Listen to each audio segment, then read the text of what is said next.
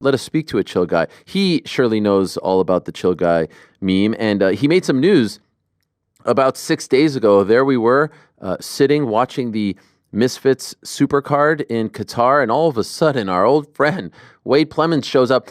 Very, very pro wrestling-esque in that, you know, him and Mams Taylor, we have talked about it on this show and with him and on different platforms as well.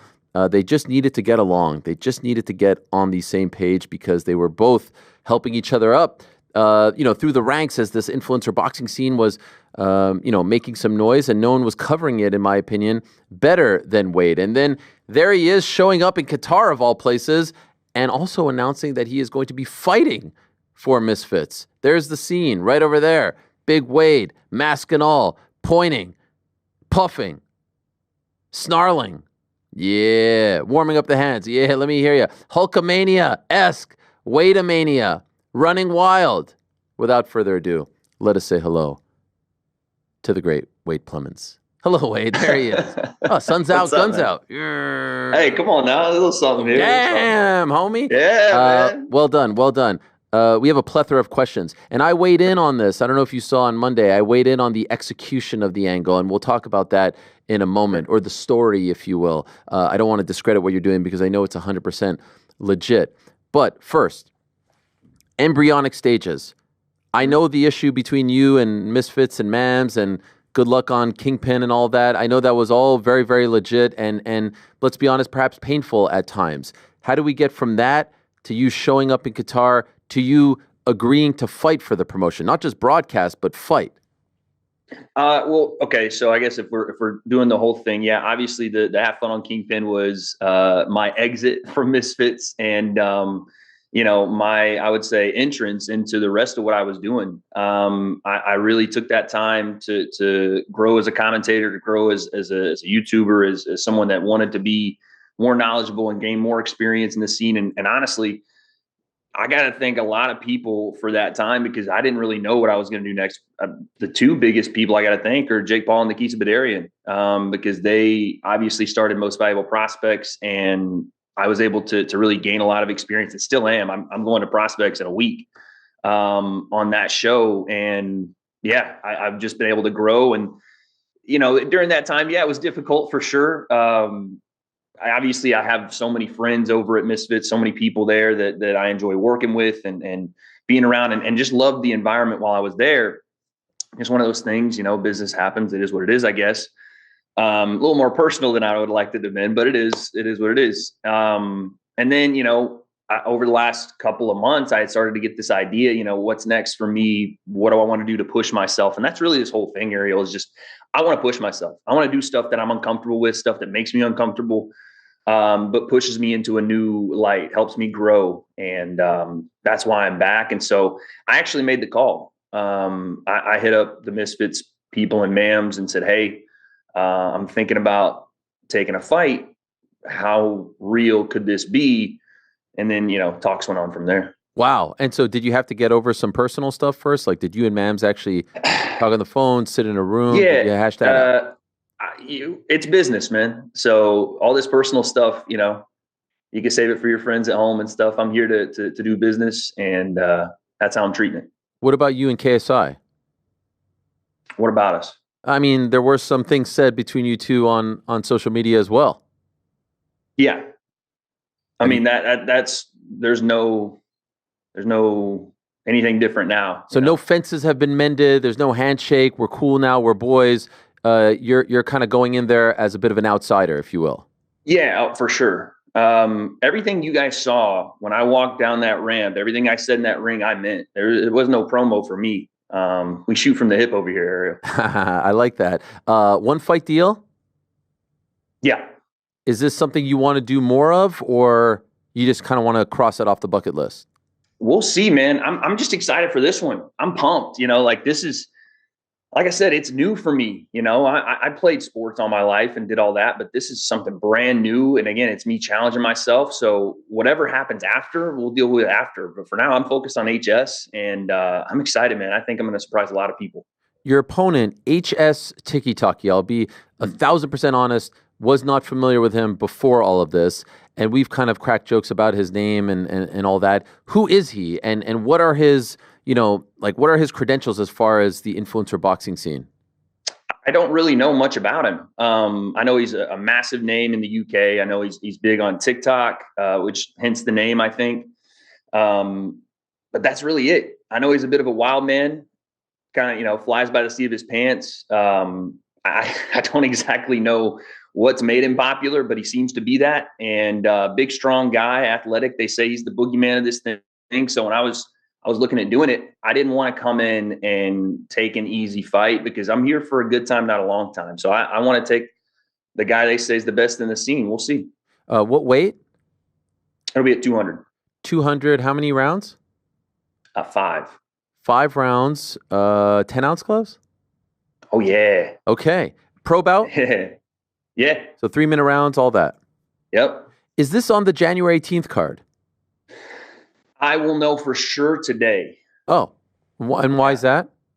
I'm not sure on HS's side if they're going to be locked in on that. I'm not sure yet. Okay. Do you want it to I am. Yeah, okay. I'm ready to go January 18th. What is the potential hang-up?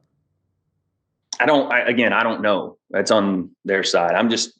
I walked into this thing, said, when is it? What's the weight? Da-da-da. Okay. Yes. I haven't really said no to much here. So I'm ready to go. I'm pumped, and they got to figure out whatever's going on with them. The thing, I don't know too much about HS, but I know about the influencer boxing scene. I've seen him be a little bit tough to wrangle when it comes to these fights. He's had a fight before that I think, he ended up pulling out of, and then recently he pulled out of one. I think he was supposed to fight on Qatar. A little bit of a, we'll just call him a flight risk on these fights. So you're going all in. You're a pro. This is a big deal for you. I guess the question is, why sign up to fight a dance partner who is flaky, who may not show up? Like, what if you get the fight week and all of a sudden you have no opponent and you just went through all this pain? We'll have a backup in place for that for sure. Okay. All right. Yeah. But yeah, it's more about me. HS is the face. He's the person in front of me, but it's more about me. I want to show what I can do. I want to show I can challenge myself. And I want to show that, again, I think I'm going to surprise a lot of people here. Does he have a criminal record? I don't actually know. I mean, I've heard this online. It seems to be something they keep talking about. Yeah, you saw this. I have no idea if this is real or not. If he does, that's going to be an issue, obviously. But I will see. Surely I'll get word on that. But I don't think it'll be that big an issue. I hope not.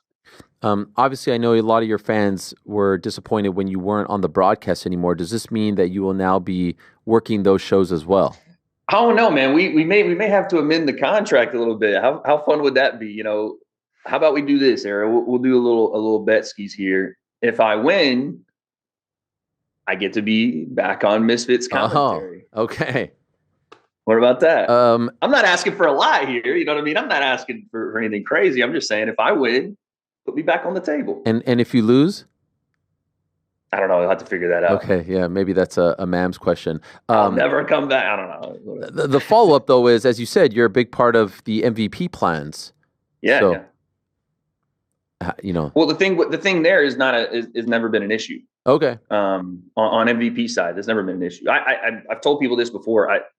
Again, I'm not putting anybody's business out there, but I don't think they operate or they feel they operate in the same lane. There is. So I don't think that'd be an issue. There is a bit of a rivalry there. We all know that. Nikisa Mams, KSI, and Jake, whatnot. But I would hope that would be the case. Now, the thing is, here's what I appreciate about you. You do this all legit. You're a pro. But let's be honest, bit of a worker as well, because you worked us on Thursday. You did the whole gimmick about the live chat going down and the outage, and then there you were showing up. Okay, so we were actually talking about this. You did a video that I think lasted like 8 minutes or so, and then it cut off, and then you put up the screen grab. Was that video? There it is. For everyone watching the stream, my internet went out completely. I don't know why my provider goes to crap now of all times. I'm trying to fix it. Stand by. You followed that up with a text conversation here about Cox Internet saying that there's an outage and whatnot. All this very calculated, all a work. Brilliant stuff, by the way. Just tremendous stuff. But the video, was that pre-taped as well? Yeah. I pre-taped it about 2 or 3 days before. shout out to my editor, Leo. He sprinkled in some things to make it look like I was actually experiencing some network issues right at the end when it cut off there. And essentially, I had him run the stream from a remote location and then just end the stream because I couldn't really do much while I was in Qatar. The flight to Qatar was 16 hours there. I land, we got like one day to get everything ready, and then here we go. Okay, so this is like very in the weeds YouTube stuff, but like if you like live premiere a video, it goes in the video tab.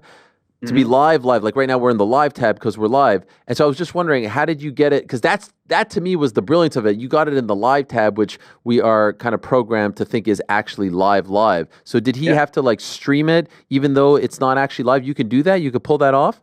So what you can do is, again, let's get in the weeds, right? Yeah. There's a program called OBS, and what you can do is use one of the scenes to just import a video as the scene. So as soon as you click that scene, it just runs the video or whatever it is that you've made it for that scene. Wow. So essentially he started the live stream and we used a black screen to kind of like start the live stream for like 5 seconds. And then I pre-recorded the intro with music. And then just like I would during my normal live streams, just clicked myself on there, started talking about some random BS, and then we went forward. Brilliant. You have a whole control room of people right now captivated by this because we were all debating how you pulled it off.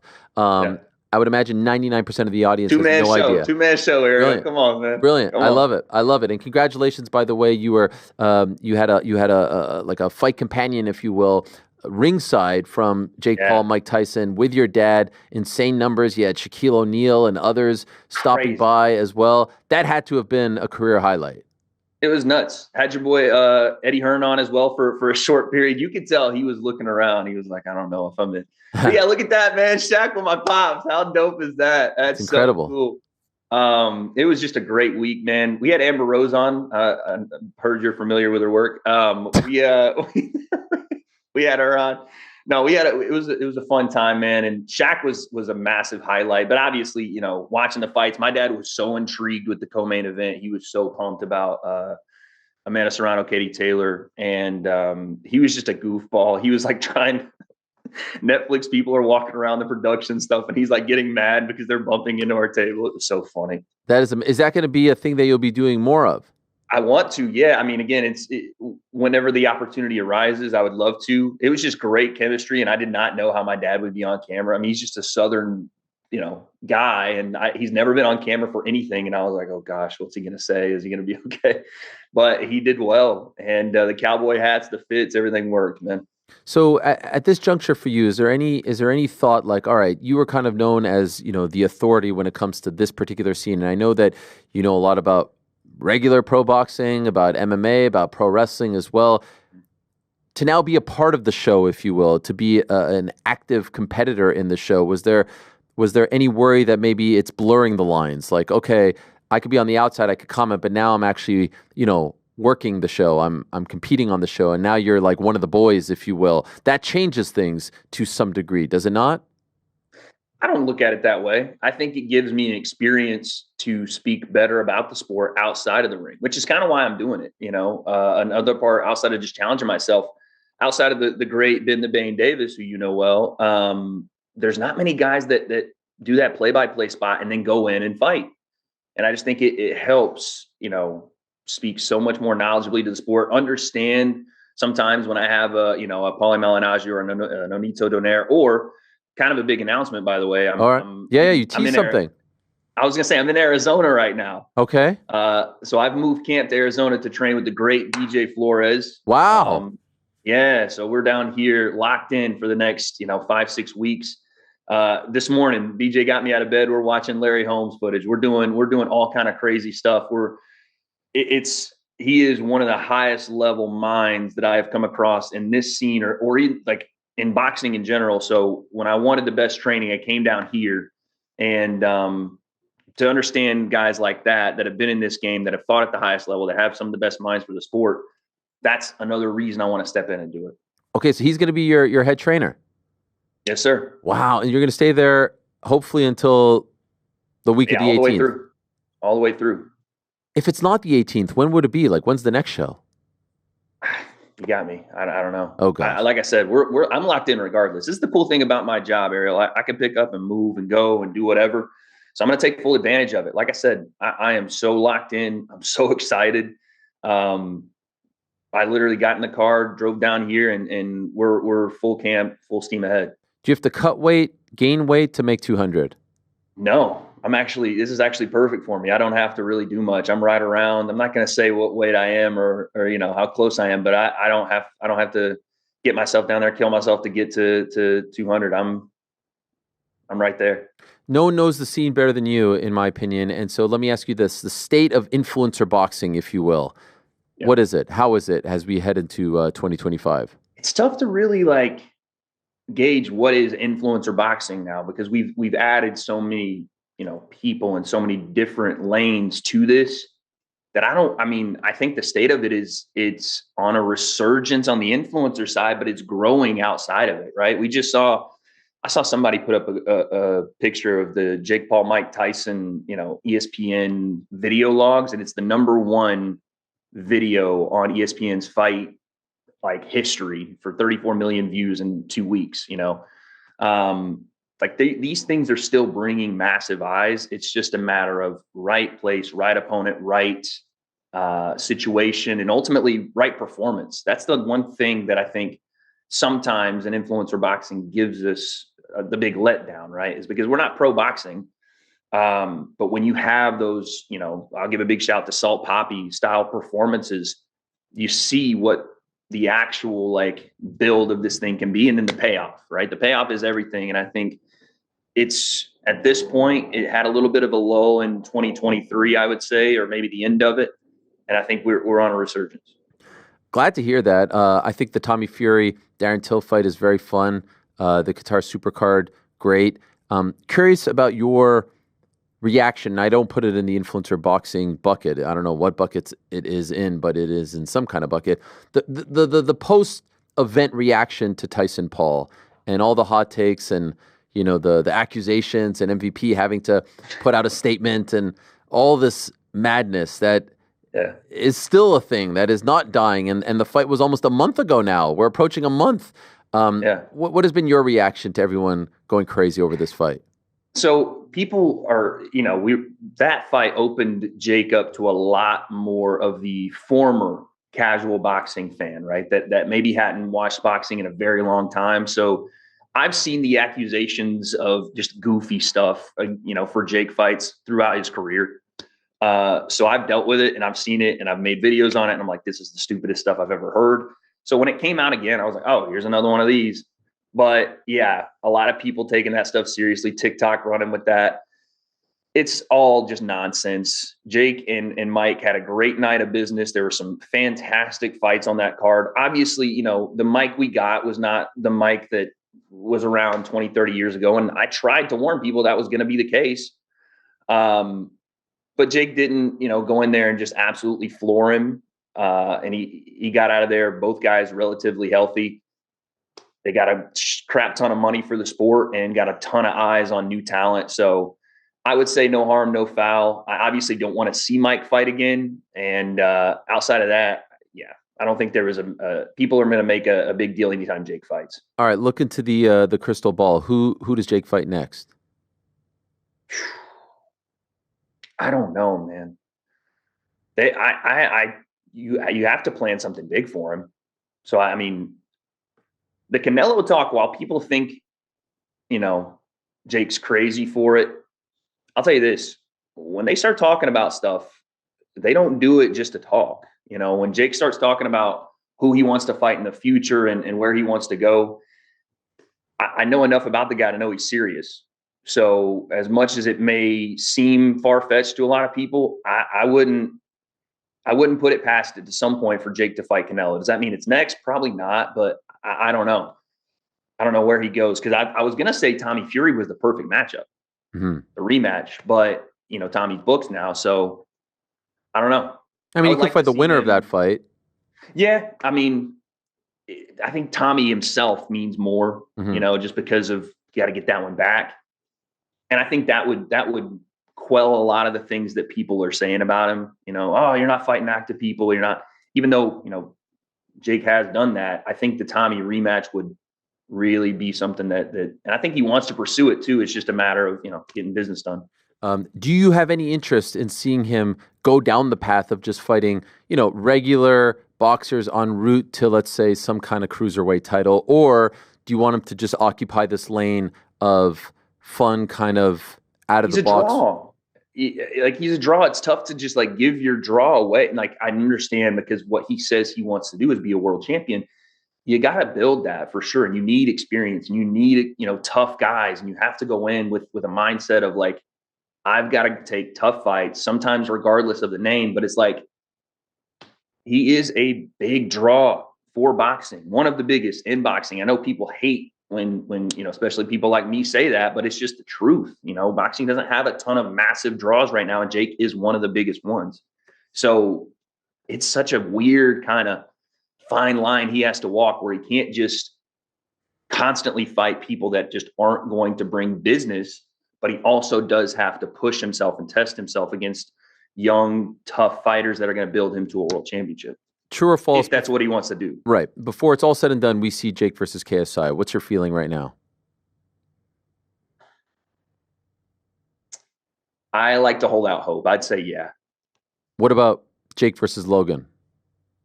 Because there's seeds. That seems more likely dropped, right now, man. I'm saying that seems even more likely than, just because the weight is so much different with Jake and KSI, and how people, like, both sides are like, we're sticking to our guns on this. That's fine.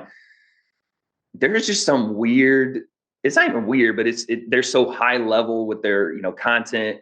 Logan and Jake's little rivalry, I wouldn't put it past them. I could see it happening. Yeah, there's definitely seeds being dropped left and right every time they do one of their interviews. Are you a nervous guy, by the way? Like, do you think, let's say it's January 18th, here's hoping, do you think you'll be super anxious? Will you be throwing up in the locker room? How do you think you'll handle all of this? I mean, I don't think I'll be throwing up. I think that preparation is key for this kind of stuff, right? And I'm an analytical guy. I think you are too.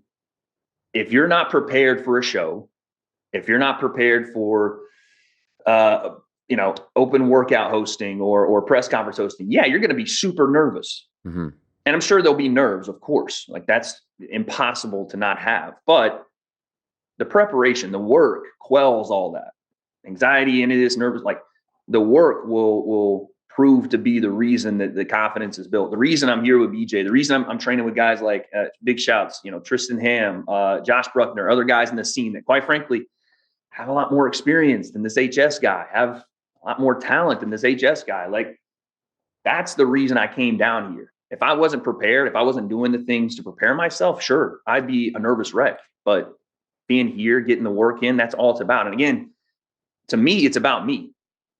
HS can show up, bring somebody else, doesn't matter. I'm going to be there. I'm going to be ready. He slapped you. Did that make things personal? Did he cross the line there? No, I actually liked it a little bit. Why? And I also liked when I saw him, I was like, you're not as big as I thought you were. There it is. And also, take it, look at. What are you guys saying? Beautiful veneers there. I was telling him that he better be ready for me to commentate and knock him out on the same night. And then they came in with the little slap. That was cute. It felt good, actually. I was like, wow, I thought, big, strong guy, having all those muscle picks, I thought you'd be a little stronger, I love Ben in the middle there. Yeah, Ben was doing like the craziest, like, separation. Dude, he what's funny about Ben is he's like, I was going to say, he is always locked in. But, man, listen, I'm just the commentator guy. If you can't beat the commentator, if you can't beat the guy that sits on the outside and eats junk food and doesn't really train or anything and just talks about the sport, then I don't know how much of the boogeyman you really are, So you better be able to beat the guy that talks for a living. Well, the stage has been set. I appreciate you coming on and telling us how this all went down. I hope that this continues down a path of you and Mams and that whole scene just kind of coming together. We have enough rifts and friction in this world. Let's see. I mean, listen, Ariel, they're bringing me in to get knocked out. You think so? You think they want you to be embarrassed? Yeah, of course. Bro, you know what you should do? You should come out like wearing full MVP gear and just be the outsider. Like that is I actually have a shirt being made. So yeah, we have some plans for that. Okay. This is gonna be fun. But yeah, like, I mean, I get what this is. I know that business for them means shutting me up, even though that's never going to happen. But that's the problem is they think they've set the trap, and I actually walked in the trap, took over the trap. That's the plan. Like the great Roddy Piper once said, just when you think you have all the answers, I change the questions. And that appears to be what you are doing. Good luck to you, my friend. And good luck next Friday as you call the Prospect Show on DAZN. I'm in particular very excited about the pro debut of Tamara Thibault, who everyone had predicted was going to win gold at the Olympics in Paris and lost in the first round. It was a huge, huge, huge disappointment for the Canadian boxing scene. And this is a bit of a Canadian clash, if you will. Her opponent, Natasha Spence, also hailing from Canada. So I'm looking forward to that. You, Dan, the whole crew over there, you do a great job. Looking forward to that. And to the debut, we shall be watching and supporting. Great shit, my friend. Well done and good luck. Thanks, Ariel. Appreciate you, man. All right, there he is, Wade Plemons. And you can catch him on his YouTube channel, The Wade Concept. He does a tremendous job of covering that scene, but also covering just the regular, the regular fight scene, the regular boxing scene, MMA, pro wrestling. He does it all. A guy who's out there grinding, working hard, doing his thing, and now stepping in to the ring. Thanks for watching this video. Hey, before you go, do me a favor, hit that sub button, give us a thumbs up. Hit the little bell thingy as well. Leave us a nice comment or two. We appreciate you all very much.